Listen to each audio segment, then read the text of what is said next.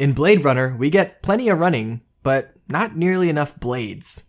A C- at best. I'm just kidding. What's up, everybody? It's your friendly neighborhood Tony here, back again with another Blu-ray Tuesday. For those that don't know, Blu-ray Tuesday is when I reach into my big old pile of Blu-rays and pull one out and review it for your viewing pleasure. Also, it lets me take recommendations from you. So if you have a movie you'd like me to review on Blu-ray, let me know in the comments below. This Blu-ray Tuesday recommendation comes courtesy of the homie, Leo Navas. If all that sounds good to you, give the video a like and consider subscribing for more movie reviews, rankings, and reactions. All right, here we go. The movie we are reviewing today is Blade Runner. Blade Runner came out in 1982 and is based on the famed science fiction novel by Philip K. Dick, Do Androids Dream of Electric Sheep? Blade Runner is directed by the film icon and founding father of the put a million versions of the same film out club, Ridley Scott. Just as an FYI, I have the final cut here on 4K Blu-ray, but we'll get more into that later. Blade Runner follows Rick Deckard, who is played by Harrison Ford. Deckard's job as a Blade Runner is to track down these bioengineered humanoid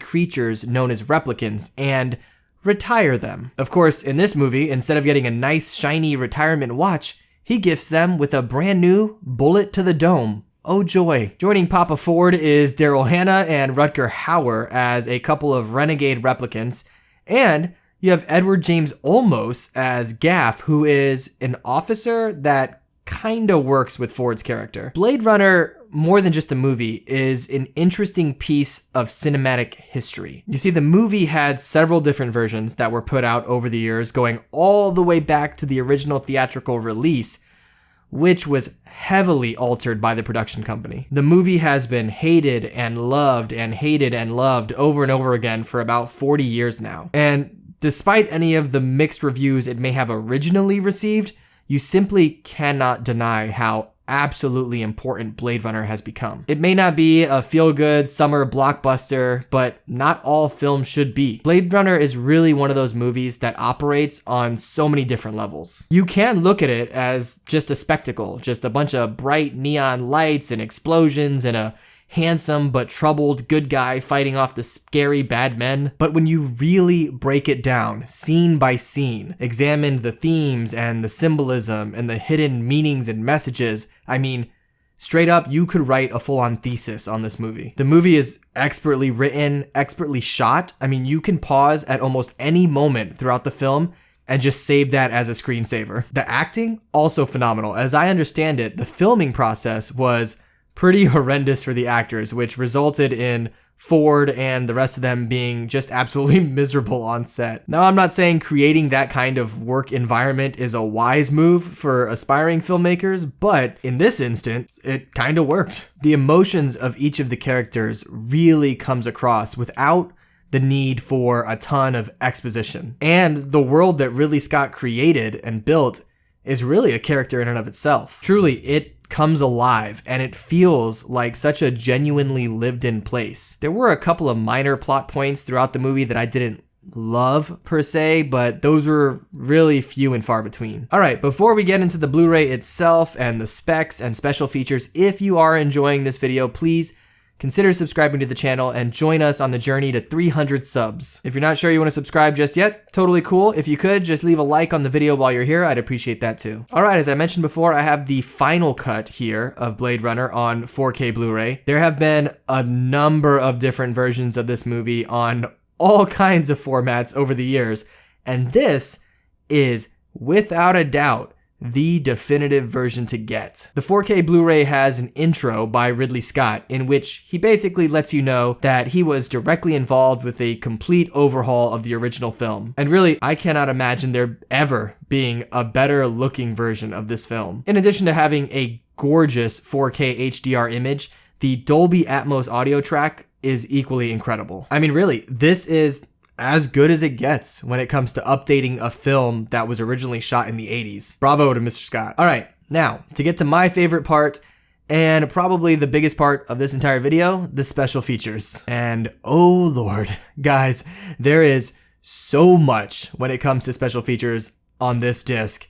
I'll do my best to break it all down here, but yeah, there is just way too much that I would ever be able to get into here in detail. and to keep this video at a reasonable length, but I'll do my best. Okay, so in this package, you actually have 4 different discs, and a lot of it is just a carryover from a prior version that I think came out in 2007 on regular Blu-ray. Like, genuinely, they just took some of those discs and threw them into this package with the 4K version as well. So, on the different discs, first up, of course, you have the feature presentation on 4K. This comes complete with the full film and several different commentary tracks. You also do have a regular Blu-ray disc with basically all the same as the 4K disc. And on both of those discs, there are 3, count them, 3 different commentary tracks, which is just lovely. So you've got one with Ridley Scott, another with some of the writers and producers of the film, and a third track with some of the production and effects leads on the movie. So a little bit of everything depending on what you're looking for. There's another disc, which is actually a DVD, so it's not going to be the best possible quality, but a disc with a 3.5 hour long documentary called Dangerous Days, The Making of Blade Runner. And yes, you heard that right.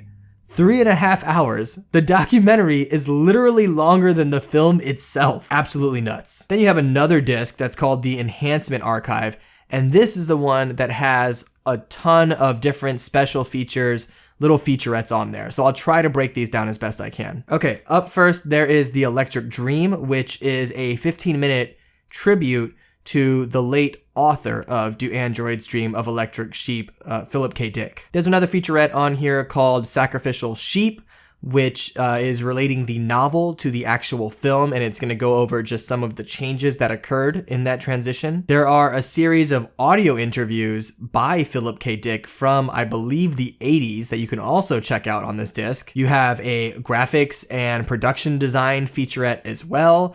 There is a fashion and wardrobe styling featurette. You've got another tribute to the director of photography, Jordan Cronenworth, that's on the disc. You've got, and yes, there's even more, some of the screen tests for a couple of the characters, Rachel and Pris.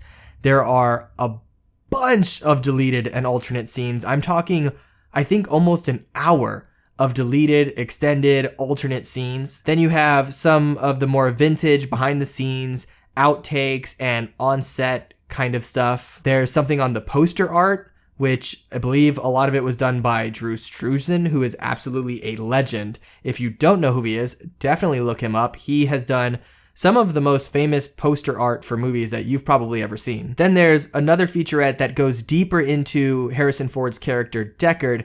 I would probably skip that one until after you've watched the movie because it might go into some spoilers. And then finally, in addition to that, you're getting some of the theatrical trailers for the movie. And I think that's it. I don't know. There's, so much on these. I probably missed something. But look, this movie is a masterpiece. It's an absolute classic. And this is by far the best way that you can watch or own the movie. What more do you want?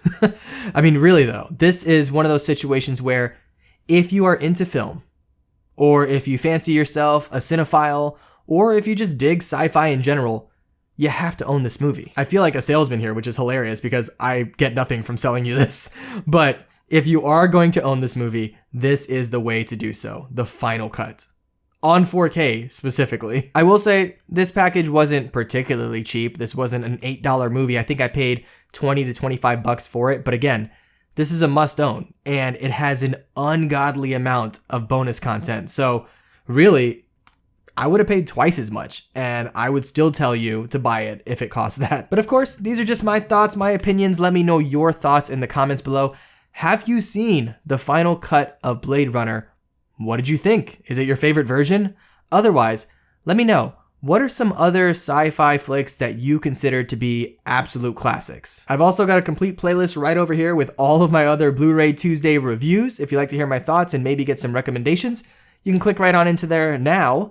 Otherwise, don't forget to recommend your Blu-ray Tuesday movies below. I need more to add to my list. All right, that is going to be it for me. Thank you so much for hanging out, and I'll see you in the next one. Be good.